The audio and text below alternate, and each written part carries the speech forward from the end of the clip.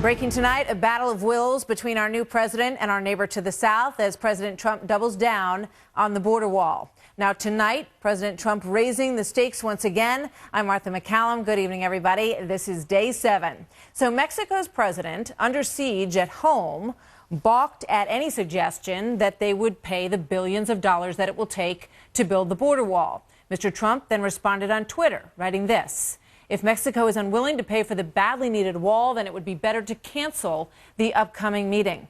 Hours later, the Mexican president did just that. Mr. Trump holding his ground. I've said many times that the American people will not pay for the wall. The president of Mexico and myself have agreed to cancel our planned meeting scheduled for next week. Unless Mexico is going to treat the United States fairly, with respect, such a meeting would be fruitless, and I want to go a different route. A short time ago, the White House suggesting that one option they're considering would be for Mexico to pay for the border wall by imposing a 20% tax on Mexican goods coming into this country. In moments, we'll be joined by Deputy Assistant to the President, Sarah Huckabee Sanders. She will give us the latest from the White House tonight. But first, we go to our chief White House correspondent, John Roberts. Good evening, John. Hey, Martha, another interesting day here at the White House. You know, up until now, the feud between Donald Trump and Enrique Peña Nieto had simply been a feud between a presidential candidate and a world leader. But now that Donald Trump has become President Trump, it's escalated into a full-blown diplomatic incident with the two leaders canceling a summit that was planned for Tuesday. It all started this past Tuesday when President Trump announced his policy, signed the executive order to build a wall. Last night, Peña Nieto went out on Mexican national television to denounce the whole idea. Then the two leaders got into a Twitter war, as you pointed out just a moment ago. Then today in Philadelphia, President Trump refusing to back down at all to Peña Nieto, saying Mexico will indeed pay for the wall. Listen. Most illegal immigration is coming from our southern border. I've said many times that the American people will not pay for the wall, and I've made that clear to the government of Mexico. Well, as all of this developed today, it delayed the signing of a proposed executive order on so-called extreme vetting that was initially going to happen tomorrow. Then they were going to move it up to today, and then everything kind of got delayed until at least Saturday, it looks like now. But when he does finally get to this executive order, it will implement a 30-day ban on visa entries from countries that are hotbeds of terrorism. It'll impose a 120-day moratorium on admitting refugees into the United States. It will impose an indefinite ban on Syrian refugees, create safe zones in Syria for them to stay in the meantime, and then implement a process of extreme vetting. President Trump insisting that this measure is critical to America's national security. We're going to have extreme vetting in all cases, and I mean extreme.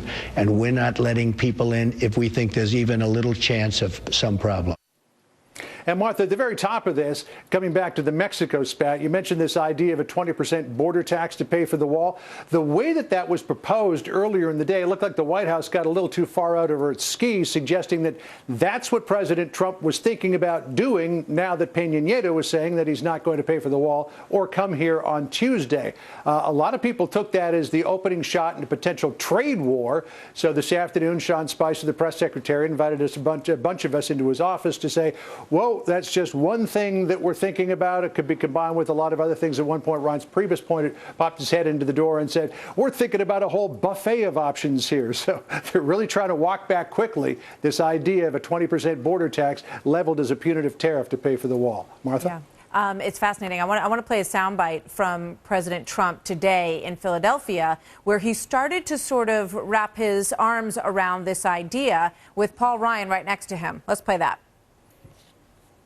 Well, we're working on a tax reform bill that will reduce our trade deficits, increase American exports, and will generate revenue from Mexico that will pay for the wall if we decide to go that route. So, I mean, the question, John, is what the back and forth is here.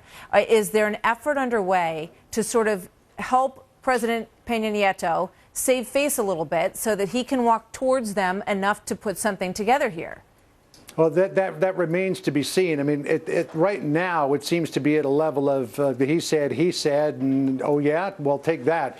We're not sure how this is all going to turn out, but I will tell you, though, Martha, that the relationship between the United States and Mexico is far too important for this feud to go on very long. And plans are already being made to sort of regroup and sort of reassess and readjust and get those two leaders back together again. And now the White House is saying, hey, it's not the Mexican government per se that is going to pay for the wall. It could be done in a number of different ways. What the president just mentioned there about a comprehensive tax reform package. You know, there's something in the Republican tax plan, these border transfer payments, that would, you know, help pay for the wall, but not sticking them, not only sticking the government with the bill, but doing it in a number of different ways where revenue derived from trade with Mexico somehow pays for the wall, which may indeed give Peña Nieto enough of a face-saving measure to get on board with this plan. All right, we will see. John, thank you very much. More to come on that.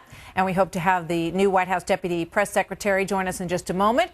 Plus, we are also having breaking news tonight on the issue that John Roberts just mentioned, the president's plan to drastically reduce the number of refugees admitted to the United States from some countries that they believe are sponsors of terror or would carry terrorist acts out here by some of these individuals if they were allowed in. Charles Krauthammer joins us with his thoughts on that tonight.